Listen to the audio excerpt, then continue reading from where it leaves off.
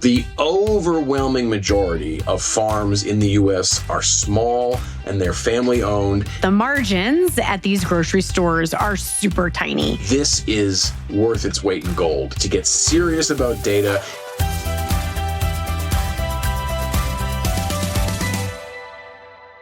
food prices, grocery store frustration, supply chain chaos, everyone feels it. But almost no one actually understands what's driving it. Today's guest does. I'm joined by Ricky Volpe, professor of agribusiness at one of the sharpest minds studying how food prices are formed, how retailers really behave, how households make buying decisions, and what's actually happening inside the food supply chain. And if you're growing a grocery store, a farm, a ranch, a food brand, or operating anywhere from manufacturing to processing, this episode is for you. This is about making smarter decisions, simplifying complexity, and building a more profitable business inside a system most people don't fully understand. This isn't a debate about inflation headlines. It's a clear-eyed look at why prices move, who has power in the system, and what both consumers and operators are missing. If you've ever wondered why groceries feel more expensive, why choice feels limited, or how decisions are really made from farm to shelf, this conversation will change how you see food forever. And a special shout out to my friend Cynthia Brazil at the Food Industry Association for the introduction to Ricky that's making this episode possible. Independence isn't just about where you go, it's about how well you live when you get there. That's why I am genuinely excited about Indie Stove, because it completely changes what outdoor and off-grid cooking looks like.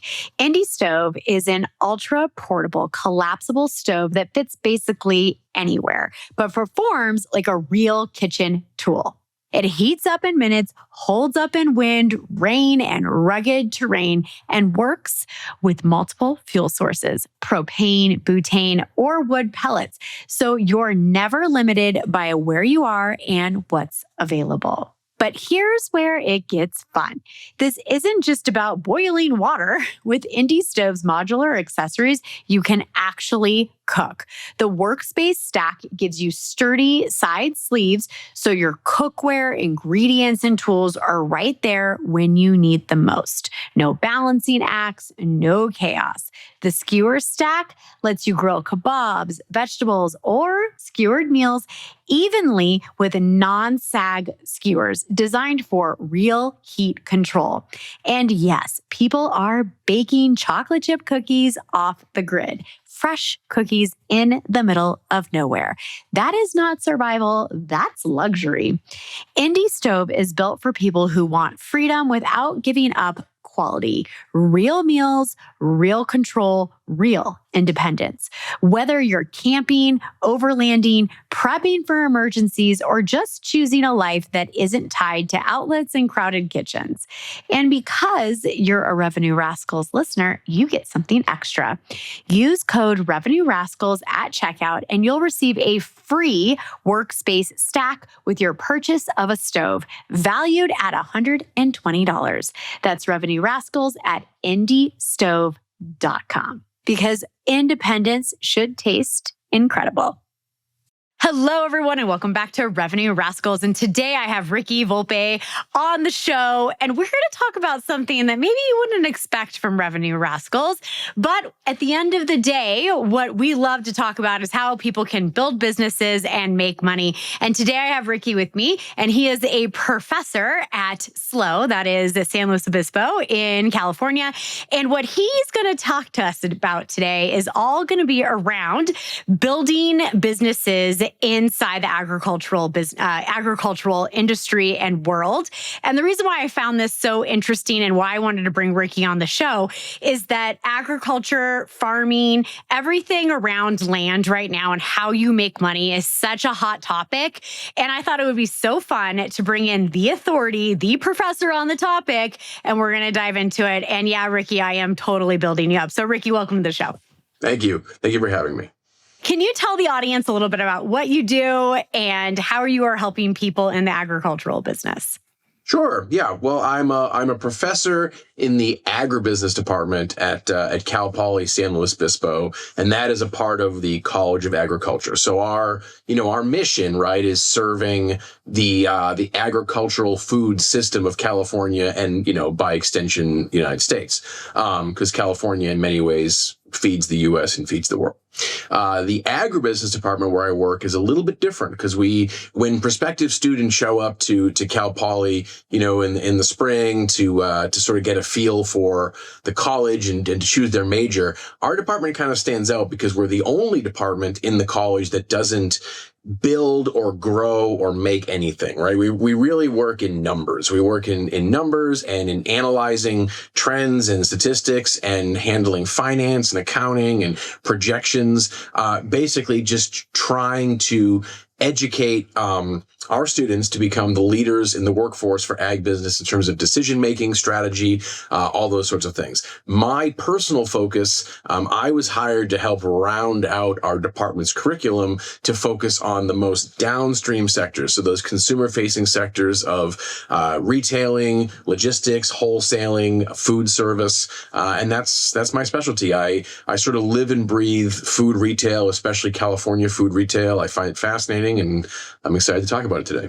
Okay, awesome. So let's jump into food retail. And I want to make sure everybody is just catching on to what we're throwing down right here. So let's talk a little bit about what that actually means. Like, we realize we can go to the grocery store and we can get our food, but I think a lot of people don't understand a lot of the dynamics of like how the food ends up there. So could you give us just like a high level of the system and what it looks like, and of course, with your perspective?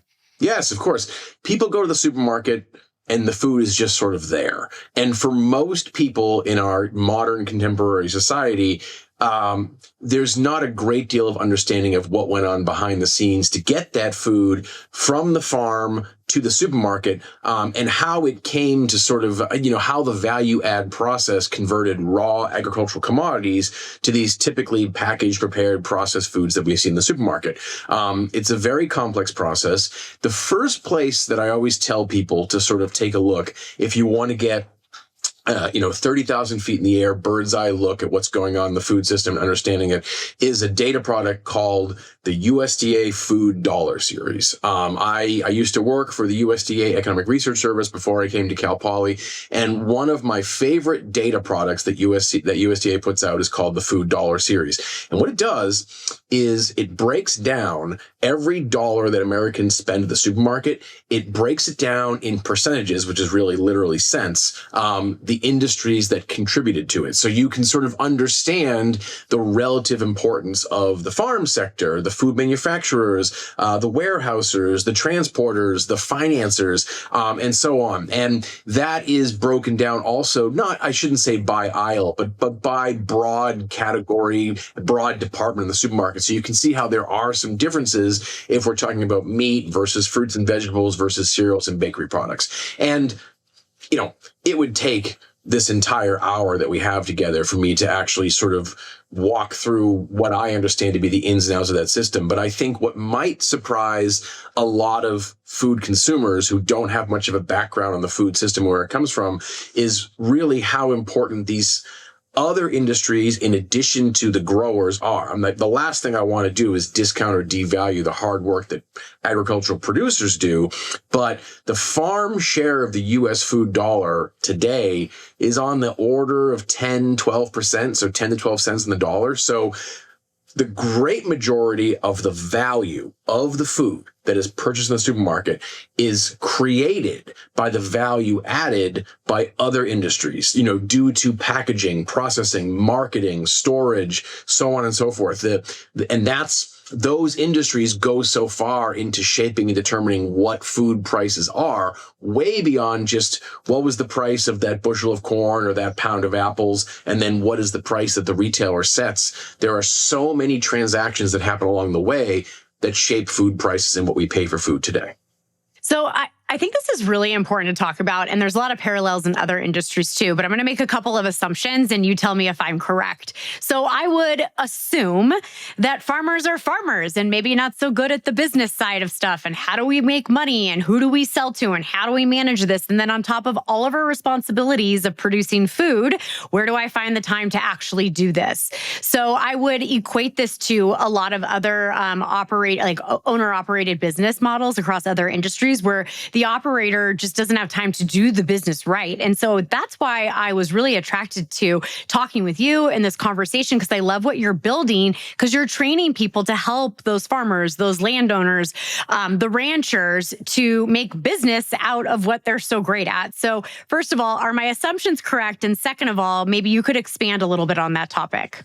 Sure. I mean, I'm an economist by training, so my answer to every question is probably going to be some version of it depends, right? But broadly, yeah, you're right. We typically think of farmers, agricultural producers, as price takers. You've probably heard that term. And all that really means is kind of what it sounds like, which is that we think of them as having relatively little market power, meaning that the prices that they receive for their outputs are sort of determined by machinations that happen downstream, by the buyers, by the manufacturers, the wholesalers, the distributors that are typically much larger and sort of, carry a much larger stick than do the producers. Now, the reason why I say it depends is because not all agricultural producers are the same. The overwhelming majority of farms in the U.S. are small and they're family owned, and that this dynamic we're describing absolutely applies to them, right? And we see over time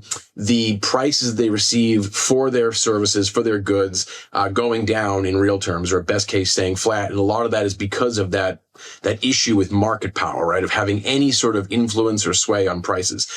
But over the last couple of generations in the U.S., consolidation has been the name of the game in the food system, concentration, bigger companies. And so the share of agricultural production in the U.S. over the last 30 years that is explained by large corporate factory farms, which people hear factory farms and they think, animal slaughter, but it's way more than that, right? It's egg laying and growing specialty crops and greenhouses and all of that. The share of production explained by those large corporate sort of mega entities has gone up and up and up and up. And that dynamic applies less to these producers because they're so large and they have so much scale that they are actually able to dictate some of the terms of these transactions and increasingly achieve favorable terms, right? When they're dealing with, whether we're talking about food manufacturers or retailers or whatever it may be. And we could dig into this more if you'd like, but there's hope for these sort of small family boutique, local operations as well through co-ops. You've probably heard of ag co-ops, and that is actually just a great sort of method. It's an approach, right, for these small farms to join forces. They still have their independence. They can still control their own output, their own inputs, right, their production methods, anything they want to do, what they want to, the names of their farms, but they sort of negotiate and sell as one. And that, especially out here in California, Arizona, Western Mexico, that's gone a long way towards improving the sort of welfare of these farmers in these transactions. Yes, I love this conversation so much. So I want to keep talking about the manufacturers first, and then we're going to transition over to the actual retailers because clearly that's a very important transition. So one thing that recently happened to our family is my brother-in-law decided he's going to leave California and he moved to Tennessee. He bought 75 acres and he is now creating a regenerative cattle farm. And he's super excited about this and he's going all in. And so when we were out there visiting, we wanted to see what it's all about. We took a little tour around Alexandria because that is a huge area for these cattle ranchers and like boutique farmers. And so they were all talking about the macro economics of it and like why you do this and why you don't do that and how you make money and can you finish on your property or not, right? And I found the conversation so incredibly interesting. And then just 5 days ago, so just a few days after we got home, I saw that the USDA launched a new regenerative pilot program where they're dedicating $400 million million to regenerative farming. And so, and I just find this fascinating to me. Do you think that this is the attempt of the United States to allow those smaller farmers to basically make more money, just like the institutional ones or the larger groups? Or what are your feelings around regenerative and in general, and all of the money getting poured into it? Sure. I mean, there's a lot we could touch on based on that anecdote and that story. I mean, I will start by just talking very broadly, because we're talking about cattle, we're talking about beef. This is a beef operation, right? Correct. Yes. Yeah. And as you're probably well aware, that is a particularly problematic supply chain in our food system right now. In fact, as we speak right now, food price inflation is sort of top of mind for a lot of households. We're seeing a lot of sort of negative sentiment. Folks are worried about how much their Thanksgiving meal and their Christmas meal are going to cost. That said, overall, economy-wide food price inflation right now is still kind of within the bounds of normality overall. We're expecting food prices to go up maybe 2% in the year compared to last year. But beef is a major outlier. Beef has experienced historic food price inflation. It's one of the few categories where I can say right now in the U.S., retail beef prices are at or near all-time record highs, even accounting for inflation. So even compared to the crazy prices we saw in the 70s and 80s, they're probably higher now, adjusting for the value of the U.S. dollar. And a lot of that has to do with very significant supply chain issues. You're probably wondering if I'm ever going to come back to regenerative ag. I am, I promise. You will. I trust you, Ricky. I trust you. I'm circling back there, I promise. So this is a particularly challenging supply chain because the time and resources that go into turning a calf into a market-ready head of cattle, it is such a different ballgame than any other supply chain making thing. Even when we talk about hogs, right, which is another large animal, hogs are maybe 8 months to a year to be cattle ready. Well, I mean, to be market ready. When we're talking about cattle, we're talking about multiple years. And this represents significant risk and uncertainty for ranchers, right? Because ranchers genuinely do not know what prices they will receive for these heads of cattle 2, 3, 4, 5 years down the road relative to their expectations at the time. And there's a real chance that they're going to end up really taking a bath and potentially, losing their livelihood. Okay. So that helps to explain why right now, as we speak, in the U.S., we have a cattle inventory that's about the same size that it was in 1955, which is pretty crazy, right? Because obviously we have a lot more people. And even though per capita beef demand has kind of steadily gone down, believe me, aggregate beef demand today is a whole lot higher than it was in 1955, okay? And these supply chain issues relate to that. My personal take is that these investments in regenerative agriculture are in some degree in response to that understanding, that long-term understanding that this is a very challenging supply chain that is crucial to meeting food and protein demand in the U.S., but is, I don't like to use this word, but is verging on crisis territory in broad terms. We're verging on having such a disconnect between supply and demand, and any sort of investments that the federal government can take to improve these processes for ranchers, to educate them on processes that can reduce costs, sort of optimize and make more efficient their processes, right? And reduce risk and uncertainty, are absolutely going to pay off. There's no doubt about it. And that's at least in part why I think that regenerative is on the rise, why the government is investing in it, and why we're seeing particularly smaller to mid-sized ranchers adopting it, because it does have the potential to reduce costs, risks, and uncertainty on the long run for folks like, it was your brother we're talking about, right? Yeah, my brother-in-law, yes. Your brother-in-law. It also ties into, it has been a decades-long push, public and private, to push the food system towards sustainability, right? Reducing carbon footprint, reducing waste, because the food industry, I don't want to say it's unique, but it sort of stands apart in that typically efforts to improve sustainability in the food system and for food companies also reduce costs, right? These investments tend to pay for themselves many times over. And while I'm not an authority on regenerative ag, especially when it comes to, raising animals, my broad understanding is that it has a real potential to reduce operating costs in the long run. Yes. Yeah. That is why he's operating costs, better for the land, better tasting meat, et cetera, et cetera. So he actually killed his first deer on his property. He was like, I'm going to hang out tonight and find myself a deer. I was like, wow, all right, we're moving forward. And then he cleaned it up and it accidentally froze overnight because it was like 9 degrees in Tennessee. So anyway, fun fact. Yeah. Okay. Let's talk about the relationship between the farmer, the rancher, the land, the food manufacturer, how it gets into the grocery store, and the most profitable way for these entities to communicate and to work together. Because one of my favorite things we talked about when we first discussed doing this episode was the private labels inside the grocery stores. And I'm going to let you take this part over right now, but that really just grabbed my attention. I said, this needs to be on Revenue Rascals. So let's talk about that. Yeah, great. So I think that what you're talking about, basically, what is the farmer's connection to the food system is sort of a recurring. I mean, it's fascinating to me because it's something that I continue to learn about. The more I learn about ag biz, especially out here in California, focused more on specialty crops and dairy, that sort of thing. It's a fascinating, evolving, and challenging dynamic. It is challenging because, again, we are talking about producers that are typically small. And you said something, I think it was in your first question, but you said something that sort of hits the nail on the head in terms of why this is a problem.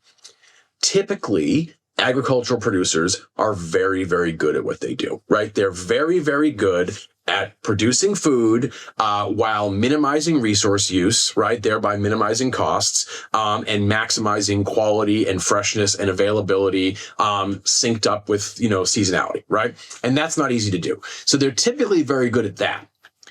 It is asking an awful lot for these producers to also be good at business. That's rare, right? And that's in no means faulting them, right? That's, I'm a professor, right? If you ask me to grow a head of cattle, you'll be waiting a while, right? So we all have our strengths and our weaknesses, right? So typically, right, that sort of mechanism, that pathway can be challenging, right? And that largely sort of materializes through contractual arrangements that connect farmers to buyers, and those buyers can take many different forms, right? But probably the most common type of buyer is a food processor or manufacturer. And we can, if you really want to dig into the differences, there are some subtle, actual differences between a proper processor and a manufacturer. But we're talking about the folks that add value to agricultural commodities and turn them into something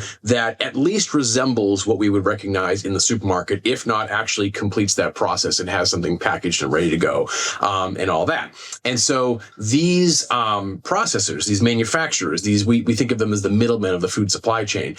Their objective is, of course, to minimize what they're spending on food and maximizing what they're getting when they sell to retailers, wholesalers, and food service providers, right? And so typically they're looking to lock in contracts with agricultural producers that might go a quarter out, they might go a year out, and they dictate the terms, which, as I'm sure you understand, is some combination of quantity and timing and prices, right? And with agricultural producers, and this is, we actually do, we teach classes in agricultural finance, and that touches exactly on this phenomenon. There is space for, whether it's coming from state and federal governments or trade associations, there is space for helping agricultural producers, especially smaller ones, to sort of better understand what do favorable terms look like, right? What does fairness look like? What does equity look like? What are some simple univariate ways to do a little bit of forecasting to understand what should they be expecting to receive 6 months from now, 12 months from now, given what they expect in terms of weather conditions and output. So that's one small area where, for example, as just one example, the Cal Poly Agribusiness Department is trying to make some steps to educate folks, these students, to go out in the world to have these toolkits, right? But that's basically the process. That's basically what it looks like. Of course, there's variation. And I think with your next question, we're going to dig into how, for example, private labels or vertical integration can sort of change that dynamic and perhaps create conditions that are more favorable from the business perspective for these producers. But I'm going to turn things back over to you and see what your thoughts are. All right. Yes, you know where I'm going with this. Yeah. One thing that if anybody listening right now eats Happy Eggs, like Happy Eggs is one of my favorite brands, and I love their eggs. They're so delicious. And I love them because they actually grab eggs from all different farms all over the United States. So it's a way for the small guys. They sign a contract clearly with Happy Eggs, and they do all of the processing and all of the marketing. They sell to all the big grocery stores. And my first job out of college, I actually worked for a company that would pitch brands to Costco. So I was involved in this years and years and years ago in this economy that we're talking about right now. And it was the coolest job. So we got to eat a ton of food, decide how we were going to market it, and go sell it to Costco. So Bare Naked Granola was one of the accounts that I was working on, which is everyone knows now is really significant. We were working with them right when they first started getting their legs. And so I've always had my head in this from that being my very first job I ever had. But where I want to take the conversation is because if you're a farmer or a manufacturer or, all of these different categories, you don't have to produce the final product, right? And what I loved about what we talked about is, okay, I don't need to be in the game for final product. Maybe I'm just going to sell to Kroger or something like that. Give them all my grains, my rice, my whatever it is. Let them put Kroger on the label. Let them clearly market it, price control, all of the things. And I just really loved that. I think that it maybe is obvious to some people, but maybe not to others. So I want to talk about how that benefits the grocery store and then also clearly, the farmers. Yeah. So I think, I'm just gonna go directly into private label store brands. There's different directions we can go from there if you want to talk specifically about vertical integration or anything like that. But I think that I'm going to call them store brands henceforth, but we're talking about private labels, private brands, whatever you want to call them. I think, well, first of all, they are one of the fastest growing and most transformative sort of aspects of the food landscape in the US today. And I think they really, I don't even think, I know they have the potential to significantly improve sort of the economics, the finances for food companies all up and down the food supply chain. And it almost sounds like I'm making a pitch for them, but I will fully admit, and I think I told you this when we had our sort of initial, setup call. I really am very fascinated by store brands because the economics of them are really interesting, and I don't fully understand them. And that's not saying much. There's a lot of things I don't fully understand, but I don't. I personally, every once in a while, I have a chance to get a cup of coffee or get a beer with somebody in private brands at these trade shows at the National Grocers or FMI or whatever it may be, and I always learn something really interesting. But so I'm going to start by just describing what they are. And so we're all completely on the same page about that. And then we can sort of transition to the benefits they offer farmers, retailers, and everyone in between. So a lot of folks know what they are, even if they don't know them by name. A store brand is a product line, right? That is marketed or advertised as being unique to where it's being purchased, right? So, and I don't mean the individual store necessarily. I mean the company or the chain at which it's being purchased. So probably the most famous examples in the U.S. are Kirkland at Costco, Great Value at Walmart, of course Trader Joe's, Aldi, Lidl. Those are entire limited assortment supermarkets that build their entire brand on that name, on that store brand. And then, for folks who are shopping, there's the Kroger brand, which is throughout all the different Kroger labels across the U.S. And Signature Select is probably the flagship private label for all the stores under the Albertsons banner. And we could go on and on. But at this point in the United States, I do not know of a food retailer of any size, of any format, who is not selling store brands. And in some cases, they are truly unique to the store where you're shopping, the retailer where you're shopping. And sometimes they're not. But it doesn't change the fact that it's bearing a name a label that is unique to where you're shopping at it, and therefore it is explicitly differentiating the store where you're shopping from all of its competitors. Because technically, even if we could quibble about who's actually manufacturing a boat, which we can talk about next, technically, when you buy Great Value ketchup or, Trader Joe's O's or Kirkland vodka or whatever it may be, you are buying a product that you cannot purchase anywhere else. Even if it's just because of the label, it is a unique product that cannot be bought anywhere else. And so I'm going to take a breath there and see what your thoughts are, but then I'm happy to move into how this fits into the supply chain. Yeah, I feel like that's a really important conversation that we all have right now. And I love that, the economics are better. Like the grocery stores can maybe make more money, the farmers can, manufacturers, like the whole supply chain.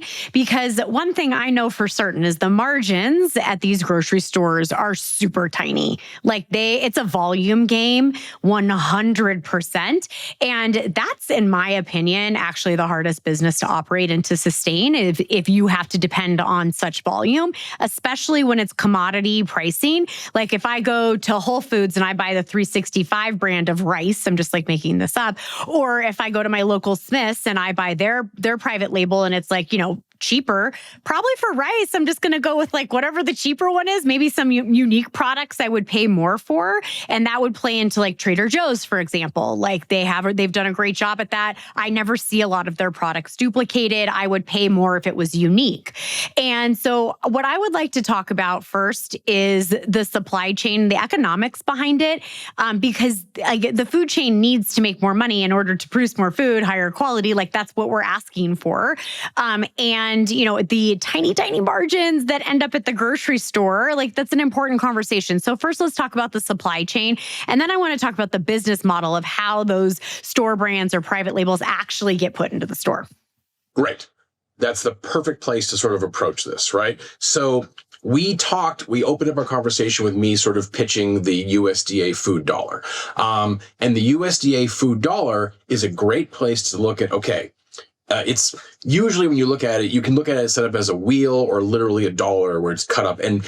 However you're looking at it, however you visualize it, every single piece of that food dollar represents a transaction. And every time a transaction takes place in the food supply chain, there is a markup, right? Because everybody's got to get their piece, right? They wouldn't be in business if they weren't looking to make a profit. So I need to stress that when we talk about all these middlemen, when we talk about, the truck transportation providers or the refrigerator warehouse providers or the marketing companies, right? Or the logisticians, they're not nefarious, right? They're not these scary middlemen who are, price gouging, right? They're profit maximizing companies that are doing their part to feed Americans, right? And I stand by that. I mean, I think I told you when we first met, I mean, I love these people, right? Like I've come to know all these people throughout the food supply chain so well, and I respect them and I value the work they're doing, but it doesn't change the fact that every single one of them, they do their part to marking up food and increasing literally how much it costs before it gets to the supermarket, and then creating that problematic margin math for retailers who, you said it, they're operating on, I mean, in some cases, 1 percentage point is generous. We're talking about razor thin margins. Okay. In terms of the supply chain, what is the number one thing that store brands do? Store brands reduce the number of transactions that take place in the food supply chain, right? They literally reduce the number of middlemen or middle people, whatever you want to call them, right? Because every single store brand, every single one you ever purchase, from, Trader Joe's to, you said, Whole Foods, to when you're at an IGA and you buy something independent, every single one of them is to some extent vertically integrated. There is some component of the generation, the acquisition, the procurement, the manufacturing, the packaging, the storage of that product that is owned and controlled by the retailer. And that means one less transaction that takes place within the food supply chain. And that creates, rather than a margin problem, it creates margin magic, right? Because here's two things that are just universally true about store brands relative to national brands, right? They cost less. So comparable store brands are almost always 99% of the time lower cost than comparable leading national brands within product categories within stores, and they have higher operating margins. So if the store-wide average is 1%, 1.5%, private brands, store brands are looking more at like, this is I'm very broad strokes, but 2.5, even 3%. So lower cost, huge, more profits, right? And that makes all the difference, but not just for the retailers, right? Those benefits actually extend throughout the supply chain. So that is because of the nature of how the supply chain is a little bit different. That is sort of the magic behind store brands. And I'll just make one more point, and then I'll turn it back over to you. At the extreme, a private label can be completely vertically integrated. And we're seeing a trend of that right now. So I'll give you an example. In 2014, when Albertsons acquired Safeway, the corporate the corporate headquarters for now the parent company Albertsons is in Boise, Idaho. But the Safeway corporate headquarters were at the time in Pleasanton, California, so about 2.5 hours north of where I live. That entire campus has been converted into the Albertsons Safeway own brands manufacturing, all the offices, the dairy, the bakery, the food science center.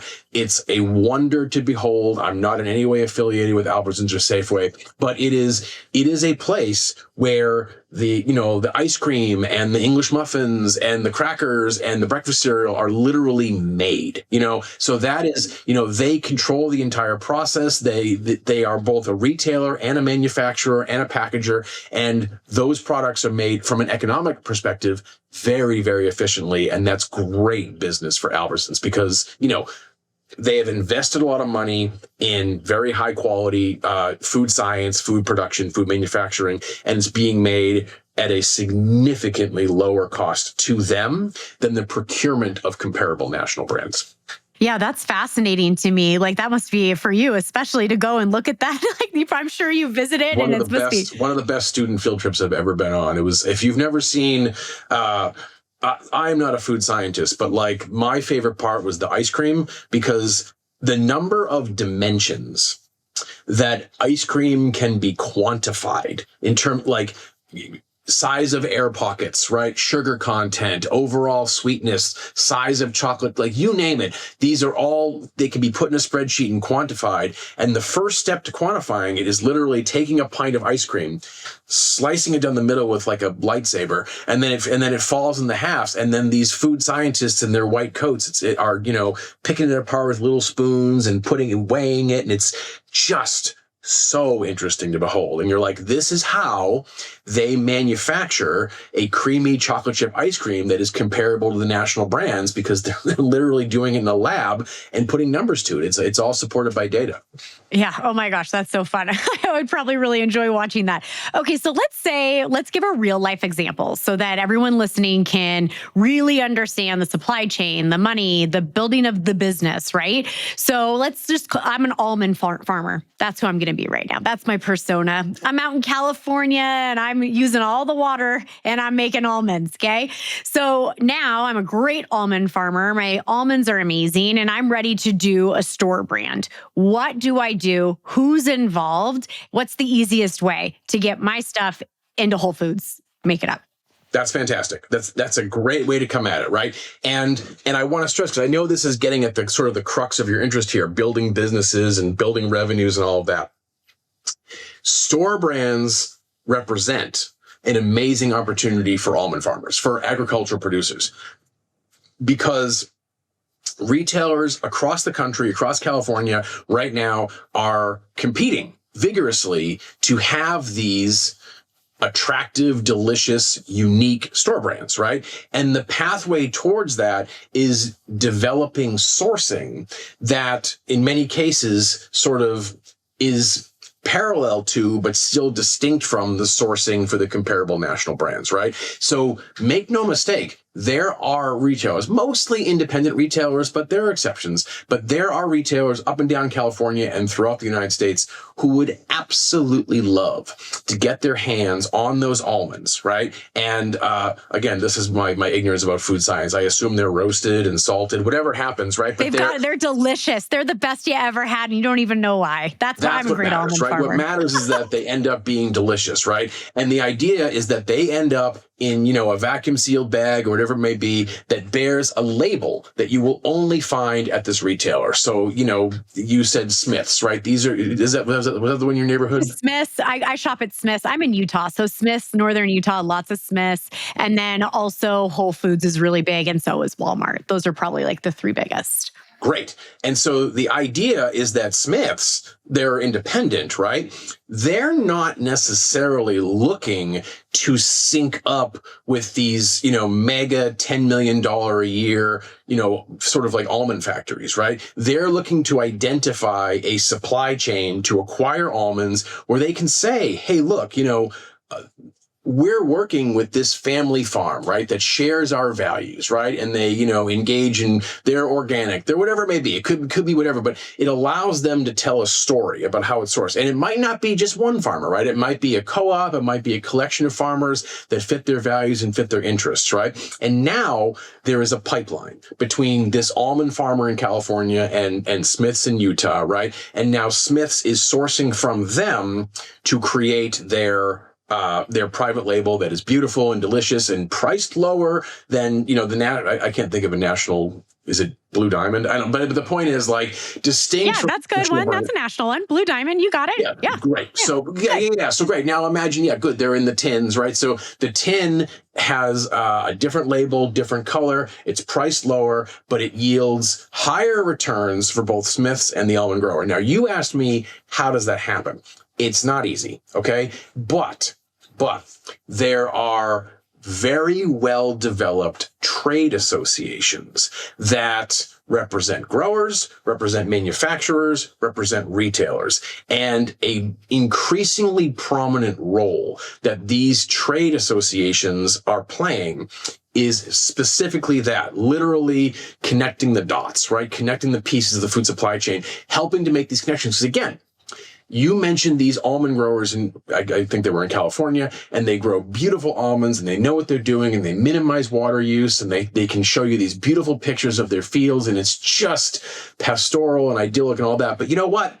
They don't have a Rolodex of independent retailers, right? And even if they did, they don't know what does that conversation look like. But as an example, and I'm just giving an example, the International Fresh Produce Association, IFPA, they do. Right? IFPA invites hundreds, thousands of retailers to their trade shows. They have two big ones every year to come and walk the floor, meet their members, literally have a conversation about sourcing, pricing, whatever it be. And even if these retailers or the almond farmer, if one or the other can't physically make it to the trade show in Anaheim in October or in July up in Monterey, whatever it may be, the point is that Rolodex exists, and there are folks at IFPA who are happy and willing to, and it's their job to help to facilitate those conversations and help make those connections. There's also government funding, particularly from USDA, the National Institute of Food and Ag. There's government funding for that sort of stuff too, to help facilitate, small business connections and all that. And then the last thing I'll say is that there are analogous, comparable trade associations on the retail side, right? So small independent retailers like Smith's, right? Smith's is looking to source almonds. Almonds probably aren't grown in Utah. I don't know that for sure. But the point is, they don't have by any stretch a Rolodex of almond growers. They wouldn't even know where to start. But you know who does? NGA, the National Growers Association. Another one, perhaps even more apt, is IGA, the Independent Grocers Association, because they are the ones who manage private label sourcing that is sort of shared in almost a co-op by independent grocers across the U.S. So the increasing and every day more and more prominent role of trade associations is helping to make that a possibility. And what I'm about to say is probably painfully obvious to anybody in business who is listening to this or looking for ideas. But like, my impression, having been in this game for about 12 years and worked with companies of all stripes, is that being an active member of these trade associations pay whatever the dues are, it pays for itself many, many times over. So I really advocate for growers, manufacturers, retailers to join these trade associations, be active, vote on what's important, stay engaged, and to leverage those resources to help make economic, financial, business decisions that might be a little bit opaque based on the specialty of these small companies. Yes, absolutely. And I love that there's the associations there to support, because I mean, I'm just thinking about other industries. That middleman is usually a lot more expensive than an association. So, if you're going to hire someone to market and sell and to do the business part of your operation, if that's a private party or an agency or whatever it is, like, typically that is way more expensive than engaging with an association. So I am happy to hear that that is available for everybody listening right now. So we got it. All right, Rascals, let me ask you this. How much money have you wasted replacing shoes, sneakers, or even bags that could have lasted way longer if only you'd been taken better care of them? I know for me, running from meetings to kids' activities, life gets messy fast. And that's why I always have Jason Mark Quick Wipes on hand. Jason Mark is trusted care to help you get the most out of what you wear. They're not just about cleaning. They're about protecting what you love while protecting the planet. Their wipes are now 100% plant-based and plastic-free, made from renewable lyocell fibers. They're individually wrapped so you can toss them in your bag, your car, or like me, your kids' backpacks. And it's not just convenience. Jason Mark is part of the worldwide B Corp movement, meeting the highest standards for social and environmental impact. They're EPA Safer Choice certified, so you know the formulas are safe for your family. And their products are USDA, bio-based, and certified biodegradable. That means no harmful junk like PFAS or VOCs. Just high-performance care that keeps your stuff looking fresh while doing right by the planet. Personally, as a busy mom and entrepreneur, Quick Wipes are my favorite. They've saved my sneakers from coffee spills, playground dust, you name it. One wipe and I'm ready to walk into my next meeting looking sharp. So here's the deal. Go to jasonmark.com and use promo code Revenue Rascals at checkout for 25% off your order. One time per customer. Again, that's jasonmark.com, code Revenue Rascals. And remember, this podcast is free thanks to sponsors like Jason Mark. I'm ungating sales strategies people pay me six figures for. So go support them, grab your Quick Wipes or your favorite product, and keep your kicks looking fresh. Examples there. Now I want to pivot into your classroom, because what you're doing in your classroom is very mission critical to the industry overall. So you gave a little bit of an intro in the beginning of what you're teaching, but what I want to talk about is the students that you're training, that you're helping, that you're supporting. You're doing all of these field trips, less lectures, more field trips. I absolutely love that hands-on experience. Talk to me about what you are training your students to be in the supply chain, and like how they are going to disrupt or support in the most positive way possible when they leave. Great. Well, you know what I'll do, given that, we don't have all day, because if you get me going, but no. So what I'll do is I will focus on what I consider to be my bread and butter course. Is the course that I was hired to teach at Cal Poly. It technically existed before I came along, but I've really overhauled it and made it my own. It's AGB 404, food retail management. So it's my favorite. I'm not supposed to have favorites, but it's my favorite course to teach. And it delves into the sort of business and economic issues pertaining to the food retail sector. And, if I can toot my own horn for a second, right? I am proud of the fact that I've been teaching this class for, almost 12 years, right? And I can't tell you how many students have told me that going into it, they were like, well, I just needed an elective, and it was a 400 level elective and it fit my schedule. But if I'm being honest, groceries sounds like the most boring thing in the world. But I took your class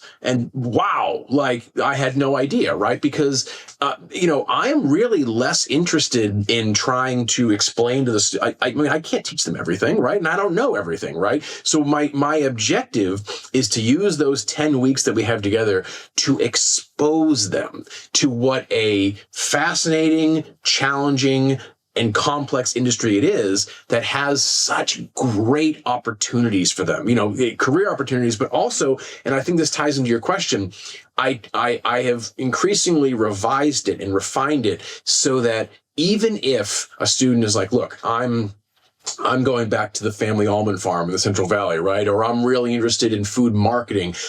Your class was interesting, but I'm never going to go work for Albertsons or Grocery Outlet, or whatever it may be. But that's fine, because the goal is to help students understand the role that industry plays. And that is, in my opinion, just as important to understand whether you're going into the industry or you're going to be interfacing with it as a vendor, right? As a grower, as whatever it may be. So we've been talking about store brands, and we can stick with that because I spend 2 weeks of every quarter talking specifically about store brands. And it really opens their eyes about how it works. And I think, those business concepts of how it creates this margin magic, right, for retailers, but also can provide a very steady and profitable outlet for small to mid-sized growers and producers and manufacturers. That's something that I hammer home in this class, right? Because, I'll come back to that example. I don't know if I've ever used almonds as an example in my class, but like that fits the bill. It fits the bill perfectly, right? Because a national or even a large regional supermarket, which I'm sure that they're of interest to your listenership. They might even be listening, right? But this particular narrative is sort of less relevant for them because they're going to have basically lines to major almond manufacturers, and sort of like the actual quantity of the supply chain isn't necessarily as big of a problem for them, right? But for independent retailers, it is, right? So it helps to solve this whole store brand dynamic helps to solve two problems at once. These smaller growers that are looking for a buyer, and these smaller retailers that are looking for a reliable source, right? A reliable supply chain to get their commodities. And store brands really opens the door to that, while also creating significant differentiation opportunities for these retailers to carve out a niche for themselves against their competitors. And, that's not even getting into all these other benefits of store brands. But I tell these students, I'm like, look, if you're interested in marketing, which a lot of our students are, we have a whole concentration in marketing. But I'm like, if you're taking this class, but your passion is marketing, there is so much low-hanging fruit for store brands, right? In terms of how they can be marketed as being truly unique, affordable, healthy, fun, you name it, right? Because I'm not the biggest consumer trends guy, but I will just tell you that from my understanding, increasingly people are looking for something. I mean, obviously affordability is usually top of line, but people are looking for, I want to try something new, or I want to go to the grocery store and I want to feel like I'm traveling the world, right? And store brands enable even the smallest of retailers to sort of create those opportunities for customers by doing something new, exciting, whatever it may be. So that's sort of the perspective I'm trying to give my students in that class about the business and career opportunities that face them if they're interested in, for example, store brands. Yes, I love that so much. And then one other thing that I was just thinking about it when I was in Whole Foods the other day, I mainly eat like a keto-based diet, high protein, high fat, low carbohydrates, and there's sous vide prepared protein. And I forgot the brand name is, but I bought it a few weeks ago. I really enjoyed it. And then I showed up at Whole Foods this weekend, and now Whole Foods has placed their store label next to the private label, and it's cheaper, and it does the exact same thing. And I was thinking to myself, like, then why would you even carry the private one anymore? Because if you just want to sell, so not private, if you carry the other one anymore, because who's going to purchase it if it's like the exact same thing, but cheaper, and it's literally right next to it? So that to me was a little bit of conundrum in my head. And I'm wondering if you have any thoughts on that. The only thing I'll say, that particular example is a little bit strange because I don't think of Whole Foods as being particularly concerned about their shoppers being brand loyal. But because that's a little bit of a weird example, but I will say more generally, here's what I can say. And I think I can say this. I think I'm on solid ground. You look at Trader Joe's, right? Trader Joe's is nothing short of a miracle, right? Whether you love them or hate them, right? And most people love them, but like some people are like, oh, it's not my thing. There's not enough choice, or it's overpriced or whatever. But like the thing about Trader Joe's is that it's my professional opinion that virtually every retailer out there looks at Trader Joe's and wishes they could do that, right? They wish that they could curate a line on their own terms that bears their name, that basically advertises itself, right? And lends itself to these higher margins, right? I mean, Trader Joe's, at least from the outside looking in, is a retailer that does things on their own terms. The biggest impediment to that is brand loyalty. And brand loyalty is something that has eroded in the US in a big way over the last several decades, but it's still a thing, right? And so your example is admittedly a little weird, and I don't necessarily have an answer to it, but I will say this, right? You go into any major chain retailer anywhere. You go into a Walmart, a Costco, a Kroger, a Raley's, a Stop and Shop, a Piggly Wiggly, whatever it may be, right? And there's going to be a store brand cola that is obviously meant to emulate Coke or Pepsi, and honestly is probably pretty good and would probably do quite well in a blind taste test. Not across the board, there soda aficionados, but like by and large is lower price and would scratch that itch for soda, right?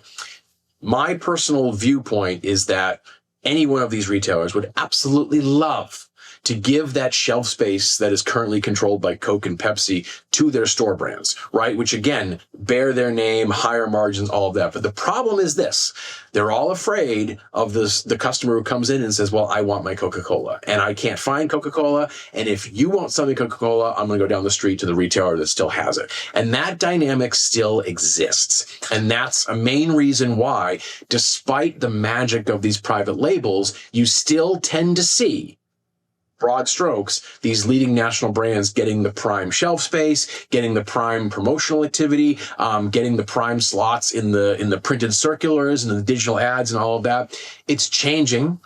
It's changing slowly, but make no mistake, these retailers that are investing in innovative, vertical integration, food manufacturing, that's really kickstarting it, right? And I'll also note, who is the fastest, I guess if you don't mind, I'll give you a trivia question. I love a trivia question. Okay, I'm ready. Who is the fastest growing brick and mortar food retailer in the US right now? So in terms of physical footprint, who's fastest growing? Walmart. Great guess. Walmart's the biggest, but they're not the fastest growing. The fastest growing is Aldi. So I don't even know. Do you have an Aldi in your neck of the woods? Not that I'm aware of, but I remember them from when I lived in California. Right. So Aldi is, I don't want to upset it. Aldi is Trader Joe's, but not fun, right? So Aldi's is Aldi.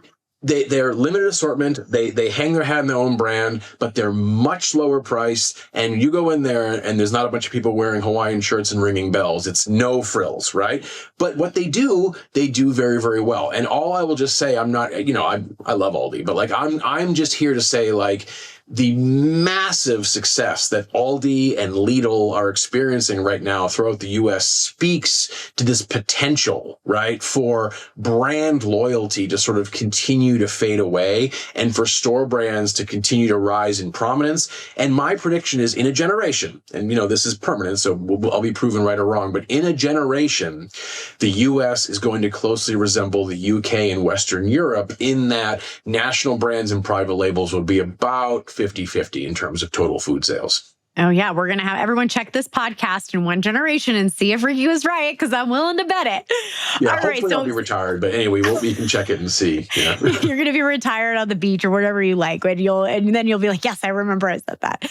Okay, second to last question that I have for you is, what job position do you wish was available at the grocery store level or the retailer level that you think they are totally missing the mark on, that, perhaps one of your students would be a perfect fit for, that would help them increase margins, profits, operate smoother? Like, what's missing and what should be filled? That's easy. I should have led this when you asked me what I'm teaching my students. You can call it whatever you want, but data analyst, right? So numbers guru, whatever it may be. So we talked about how the almond grower is really good at growing almonds, but maybe not so good at business, right? The same is true for so many retailers. In some cases, even the big retailers, right? So independent retailers have a very challenging economic situation. And not just today. I mean, it's been this way forever, right? But they're operating on razor thin margins, right? Many of them are not doing a great job of collecting and maintaining data on their and I'm talking about simple data, right? Inventory turnover, sales, promotions, purchases, food waste, that kind of stuff, right? So they're not doing a great job of collecting and amassing this data set, and they're certainly not analyzing it. And it's not because they can't do it or they're not smart enough. They're too busy. There's nobody in the operation who has time to sit around and fiddle with spreadsheets, right? But my personal opinion, speaking as the, academic, nerd that I am, right, is that, again, it's all about ROI and establishing a position. Somebody who, salary, benefits, you name it, but their job is to analyze data, discuss performance, historical performance, project the future, and make recommendations to drive efficiency, reduce waste, improve promotional activity, understanding price elasticity. Most retailers have no idea what the demand elasticity is for most of their foods, let alone cross-price elasticities for category management.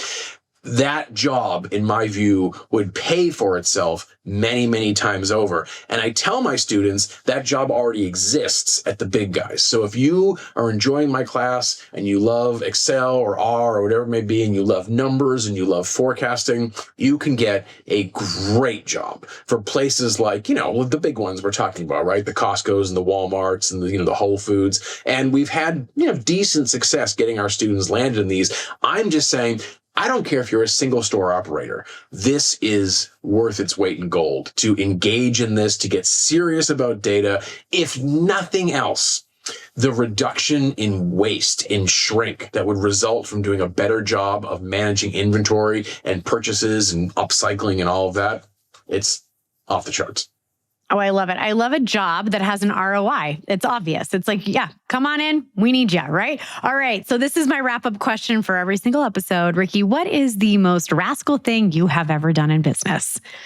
I don't know if you'll consider this rascally, but about a year and a half ago, 2 years ago, I engaged in a partnership, a three-way partnership. And it was between Cal Poly, the Ratio Institute, and the California Grocers Association. Now, Cal Poly, the California Grocers Association is the trade association that represents independent grocers up and down California, also food companies of all stripes. And then the Ratio Institute is a nonprofit. They've since rebranded, but they're a nonprofit that is geared towards sustainability in food retail. And we're recording this, but basically, I just, for 1 week in, fall quarter, year and a half ago, whatever it was, rather than holding class, I had the whole class visit supermarkets across San Luis Obispo and conduct. They were all CGA members, and they were conducting sustainability audits in collaboration with the Ratio Institute to sort of help create these performance reports for all these retailers that are meant to give them low-hanging fruit. Like, hey, look, if you just literally fixed the plastic barrier that goes into your chill room, that's going to save you $3,000 a year. It'll cost you $50 and it's going to save you So, the only reason why I say it's rascally is because it is Cal Poly, it's a state school. To get students out of the classroom and in the field and do stuff like that, there's a lot of paperwork that I might have skipped. But it was a lot of fun, right? I visited all these stores too. I was driving all over the county, right? But it was a lot of fun. They learned a lot, and I'm still working behind the scenes to figure out a way to get this funded and operationalized so that we can just keep doing this throughout the state and maybe even beyond through partnership with other universities, because I thought it was great for everybody. It was great for the students. It was great for the retailers, and hopefully great for the planet. So that's the example that comes to mind. Yeah, you know what this makes me think about is if your students want to go get a job, they can go deploy that at any retailer or grocery store, walk in with their resume and say, by the way, I've already worked towards paying for myself. These are the opportunities that I found for you. Oh yeah, I know we're wrapping up, but I'll just tell you, like, those students that did those store visits, I absolutely guarantee you that if they had a conversation with a retail executive or, a corporate retail employer anywhere and just had a conversation about the supermarket, the retailer would be impressed by the breadth of their knowledge about how a supermarket literally works. Not, what's the code for avocados, right? But like how the supermarket is held together, how the pieces fit, and how certain decisions can be adjusted to really improve the way it works and reduce costs and improve profitability. Awesome. Well, Ricky, this was an amazing interview. I cannot wait to publish this. Anything I forgot to ask you that you want to close up with? No, not really. I really appreciate the opportunity. I had a great time, and this just gives me a chance to help, communicate my message to a broader audience that, like, this stuff can be a lot of fun. It's really interesting if you peel back the curtain and take a look at what's going on in that black box in that food supply chain that, again, you don't see when you go to the supermarket, but it's there, it matters, and there's a lot of opportunity, not just job opportunities, but opportunities for a greater understanding and for improving the whole system, reducing the cost of food, feeding Americans, doing all kinds of great stuff. Well, I love it. We'll probably do another episode, but this was amazing. What a great conversation. And thank you so much for being here. And that's a wrap. Thanks for listening to Revenue Rascals, where we turn bold ideas into predictable revenue and prove that breaking the rules can still build empires. If you love what you heard, do me a favor. Tap the links in the show notes to support our sponsors.